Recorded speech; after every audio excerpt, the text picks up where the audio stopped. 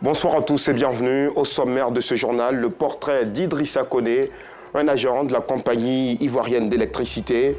Passionné d'électronique, son amour pour ce secteur remonte à l'enfance, avec à la clé quelques inventions. En Israël, Benjamin Netanyahou et ses alliés de droite ont remporté la majorité des sièges au Parlement, 32 sièges pour le Likoud de l'ancien Premier ministre.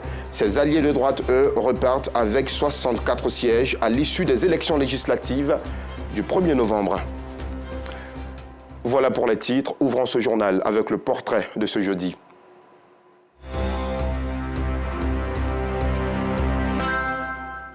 Idrissa Koné est agent à la compagnie ivoirienne d'électricité. Passionné d'électronique, sa première invention remonte à 2014. Il s'agit d'une prise qui permet aux ménages de consommer moins d'électricité. Et sa dernière trouvaille est née durant la crise sanitaire du coronavirus, le robinet à pédales Pidawa 3628, un dispositif qui réduit le contact manuel sur les robinets, permettant ainsi de minimiser les risques de contamination. Il a été découvert par Nousangaré et par Gassoro Koné des Madongui. Je vous invite à présent à suivre son portrait. C'est le week-end chez les Koné, domicile situé à Yopougon, quartier bas CIE. Idrissa en est le chef de famille. Oui, on connaît. Tu ne reposes pas le dire. Mon cher n'a pas de repos. Cet homme, la cinquantaine révolue, est passionné de l'électronique.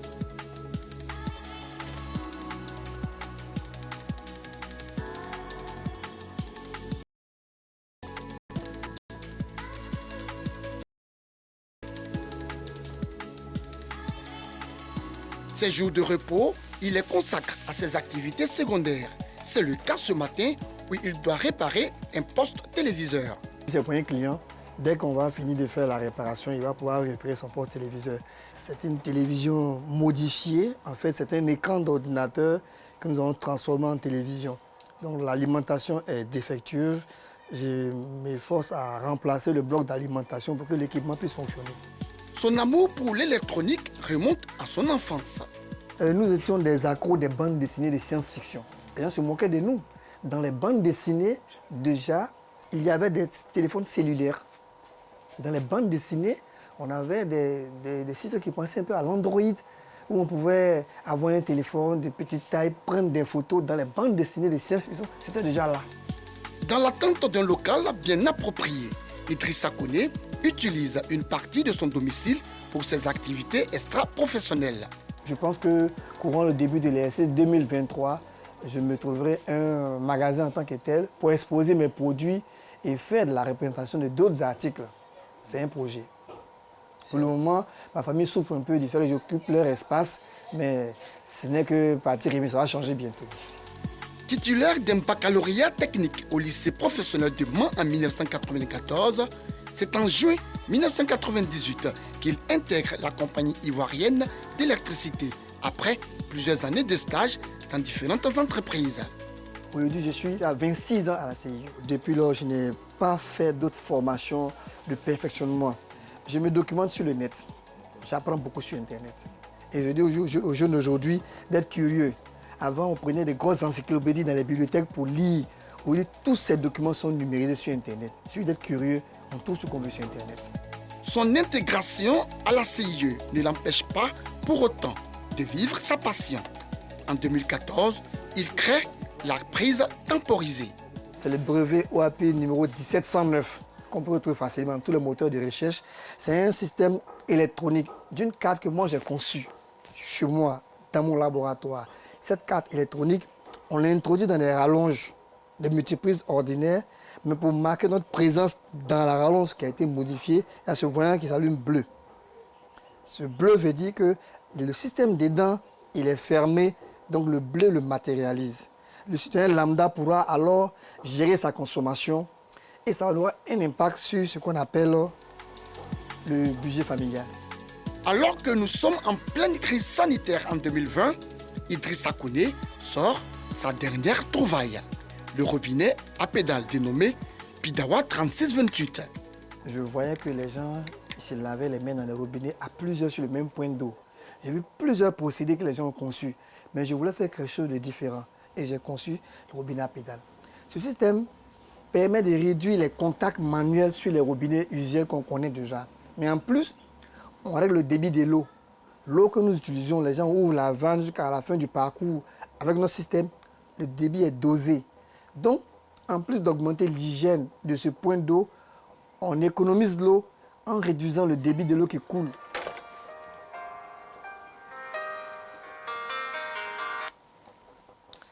Oui, allô, bonjour monsieur. Aujourd'hui est une journée très chargée pour Idrissa Koné. L'inventeur doit se rendre à la cité EECI, toujours dans la commune de Yopougon, pour un contrôle technique de sa nouvelle trouvaille qu'il a installée dans une clinique il y a de cela 6 mois.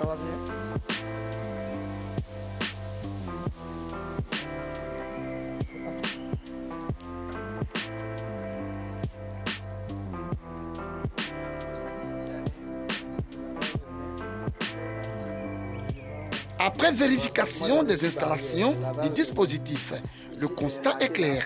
Il n'y a pas de faille à signaler. Idrissa Koné peut s'estimer heureux. Docteur, vous voyez qu'après 6 mois d'installation, notre système il fonctionne bien.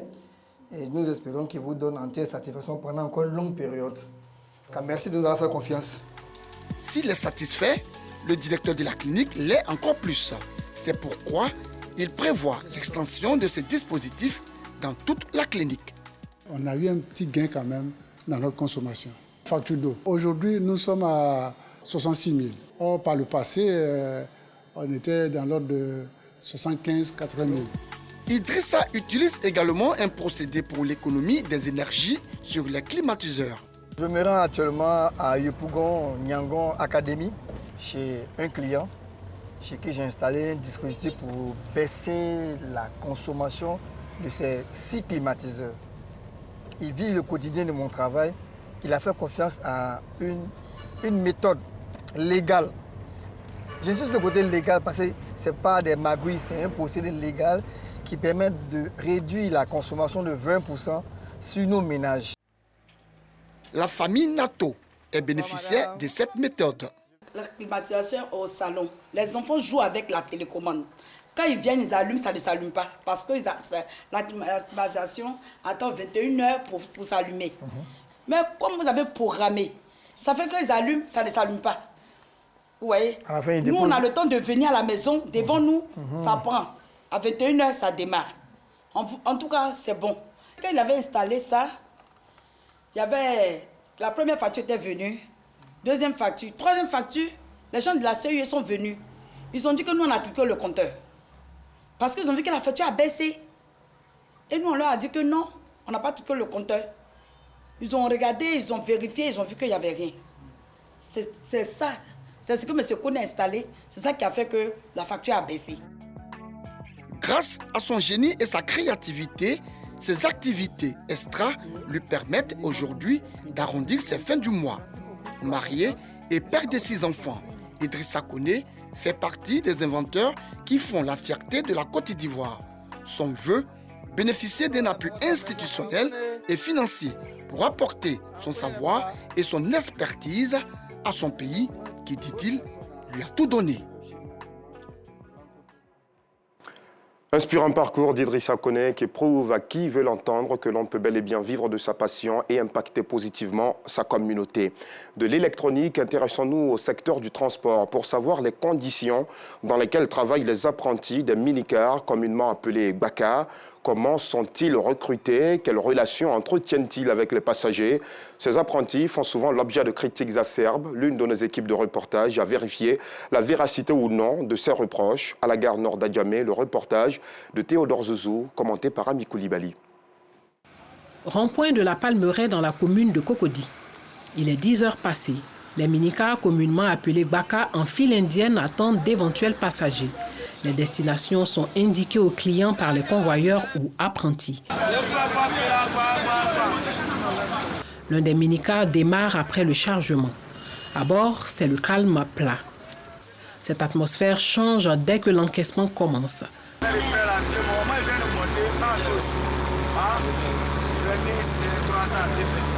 Maria m'a remis 500 francs à l'apprenti. Aussi, elle se sent concernée mais ne réagit pas. J'attends juste ma monnaie. Souvent, on vous associe avec des gens que vous n'êtes même pas dans les mêmes coins. Donc c'est ça le problème avec eux. Elle patiente. Pendant ce temps, la descente et la montée des passagers continuent. Quelques minutes plus tard, Mariam reçoit sa monnaie. Il m'a remis 200 francs. Donc c'est fini. Il n'y a pas eu de palabres. Contre toute attente, le minicar change de trajectoire et tourne avant le pont accédant à la commune d'Adjamé. Ceux qui n'ont pas encore reçu leur monnaie suivent le convoyeur. Dans le véhicule, apprenti et chauffeur se justifient. Quand il y a un bouteille, c'est pour cela qu'on tourne. Et puis quand on tourne, on sent au rond-point aussi, là, les policiers là, ils nous fatiguent aussi. Donc c'est pour cela qu'on préfère tourner ici, au lieu de payer l'argent. On travaille avec le temps. Bon, actuellement, si on rentre dans la bouteille ici, là, moi-même, j'ai vu ça paye par liberté. Si on monte juste sur le pont, là, si en bouteille est faux, là, il y a d'autres qui vont emporter de descendre. Donc on ne peut pas tourner sur le pont. Quand c'est quoi, ça nous retarde dessus. Donc on est obligé d'aller faire rond-point. Donc pour éviter tout ça, comme on est proche de liberté, donc on tourne en même temps ici. D'autres chauffeurs de minicar font pareil. Normalement, c'était la liberté. Et il nous a laissé là. C'est leur habitude de faire. Nous sommes habitués à cela. On n'a pas le choix.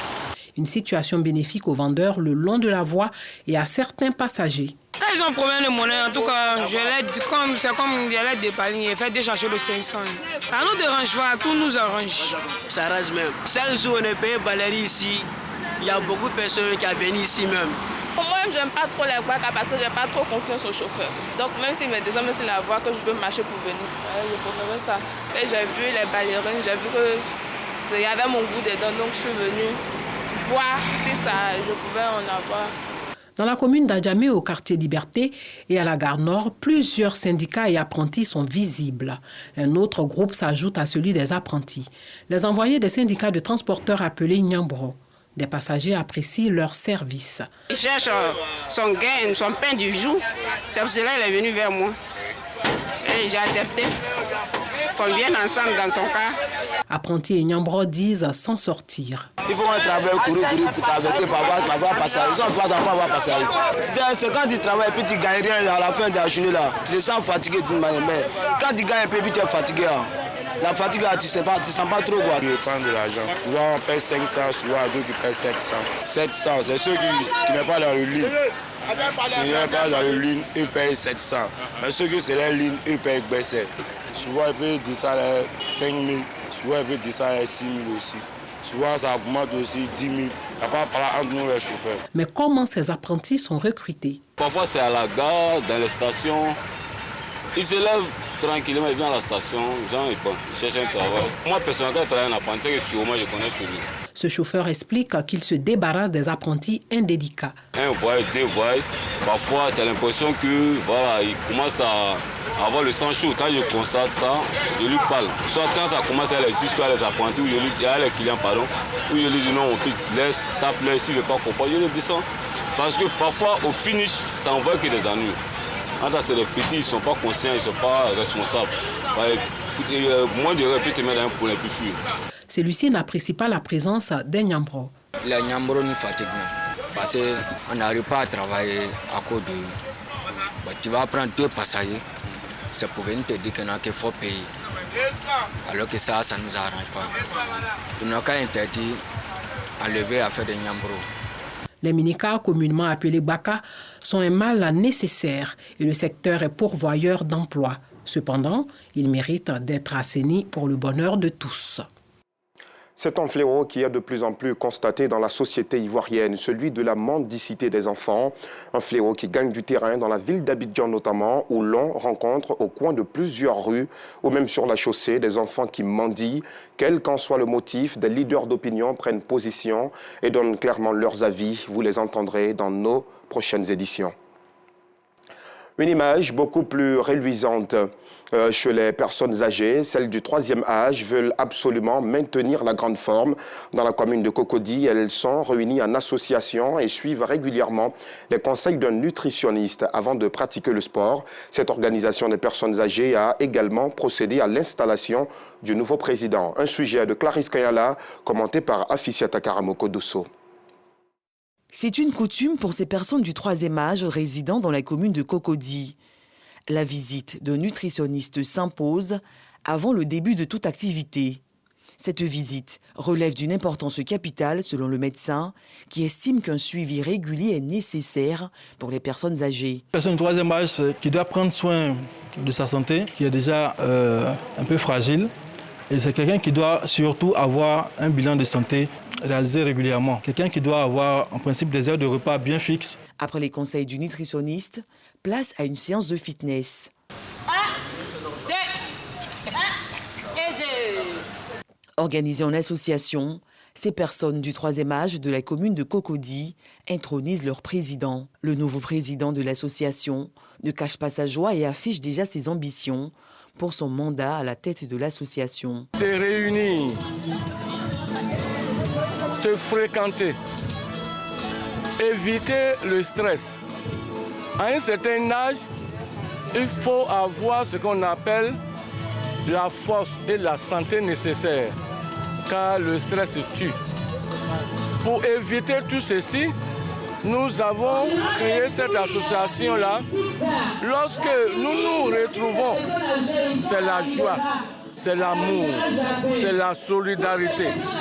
Raison pour laquelle cette association a été créée. Un programme qui ravit déjà les membres de l'association. J'ai adhéré à cette association à cause de son programme très alléchant. Ce programme contient des activités vraiment qui vont nous conduire vraiment à notre épanouissement. La P3C bénéficie de l'accompagnement du centre social de la commune de Cocody. Le centre social, dans sa mission d'améliorer les conditions de vie de toutes les couches présentes dans sa zone d'intervention, plus particulièrement les personnes âgées, a décidé de les accompagner dans leur activité afin de favoriser leur épanouissement. Créée en janvier 2020, l'Association des personnes du troisième âge de Cocody AP3C œuvre au bien-être des personnes âgées à travers l'organisation de plusieurs activités. La jeunesse de la région du Gontougo s'est retrouvée dans la commune de Cocody pour célébrer la Nuit des Espoirs.